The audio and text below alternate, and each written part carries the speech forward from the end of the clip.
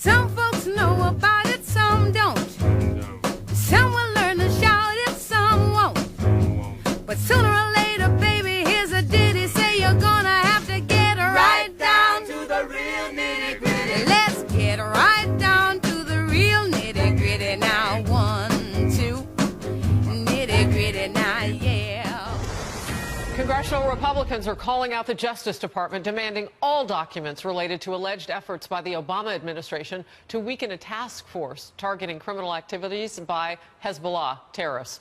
A Political report claims Obama's team thwarted a decade-long DEA investigation, possibly allowing the Iranian-backed terror group to pump drugs into the U.S. in order not to anger Iran and preserve the landmark nuclear deal.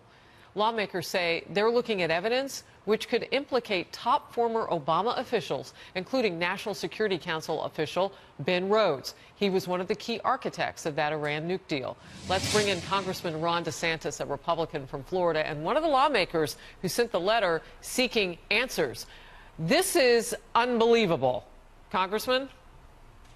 Yeah, I mean, look, Harris, Hezbollah is one of the most lethal terrorist groups in the world, and they have American blood on their hands. You go back to 1983, the bombing of the Marine Corps barracks in Beirut, Lebanon.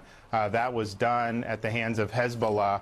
They were active in supporting Shia militia in Iraq, targeting U.S. troops, and of course, they're one of the biggest problems in places like Syria and in terms of the groups that our ally Israel worries about. So to do anything that would give them a free pass in either drug running or money laundering, that is a major, major issue. Now, we've known from the beginning, Ben Rhodes said that the Iran deal was the Obamacare of the second term, and they did make everything subservient to getting that deal, that sheet of paper that they could wave around. And I think a lot of us in the Congress realized that they were going out of their way to bend over backwards to placate Iran. But I don't think any of us thought they went quite this far. Yeah, you know, so one thing that pops into my mind is this another instance of the Obama administration looking at a terror group and saying they're JV-like? You know, let's underestimate the damage that they can do so that we can kind of compartmentalize. Is that what we're looking at? Because that's some dangerous stuff. We've learned some deadly lessons by calling ISIS JV to begin with. Well, if you remember, when the administration was in its early years, you had people like John Brennan, who was the counterterrorism guy, later became the CIA director.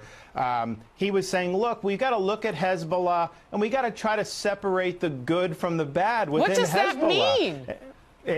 Well, it doesn't mean much to most people who understand terrorism and understand that this is a group that has very nefarious purposes in mind. But nevertheless, that was a view. And so did that naive view play into it? Or was it, hey, at this point we realize Hezbollah is bad, but we're willing to empower them in order to get this deal? And remember, Harris, even after the deal, when you had the $150 billion in sanctions relief, and then you had the U.S. government airlifting in pallets of cash over $1 billion, Secretary of State John Kerry acknowledged that some of that money was going to go to fund terrorism. And so you may have a situation where in order to do the Iran deal on the front end, by deep-sixing these prosecutions, you were letting money flow to Hezbollah. But then on the back end, by getting all the cash, that ends up going to the Revolutionary Guard Corps and to groups like Hezbollah. So it could be empowering Hezbollah on both sides of this Iran deal. Congressman, when you look at what Ambassador Nikki Haley put together, you had that poster behind her at the UN, and it showed the warehouses where weapons were being held and then sent on to the Yemeni rebels to fight a war there, and the markings of Iran on that weaponry. It was, and I quote the ambassador, like there was a made in Iran sticker on some of the stuff. I mean, how does that fit into this conversation? Because that had to, in my estimation at least, and correct me if I'm wrong, some of that had to be going on during the last administration. President Trump's only been in office for less than a year. Oh, without question. I mean, I think what you've seen is this Iran deal was flawed just on its terms because you're not dealing with their missile program, which would deliver a nuclear weapon, and you don't have access to the military sites, which is where they would most likely build one of these weapons. But then apart from that, as the deal was being negotiated and then after the deal was being negotiated, the Iranian regime increased its belligerent behavior throughout the Middle East. Yes, in places like Yemen. Yes, in Lebanon with supporting Hezbollah, and Syria, and elsewhere in the Middle East. And that has been a constant. So Ben Rhodes created the echo chamber saying, hey, the Iranians are changing. This is a once-in-a-generation opportunity. Let's give them these concessions so we can start working together. In fact, even they knew that wasn't true, and the proof's been in the pudding because the behavior has gotten worse since the Iran deal. All right, we always talk about accountability. Before I let you go, I'm wondering about punishment, because accountability is one thing. You can point fingers at people, but this potentially put us in harm's way. Would you say, and what's the punishment?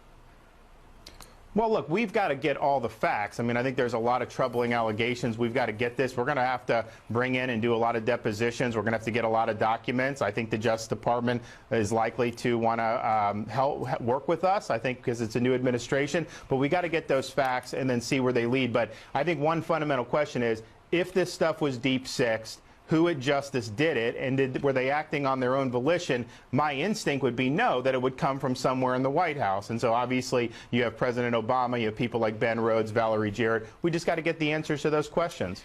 All right, Congressman DeSantis of the great state of Florida, enjoy the sunshine down there over the holiday. Merry Christmas. Merry Christmas. Nitty-gritty, ooh-wee. Right down to the real nitty-gritty.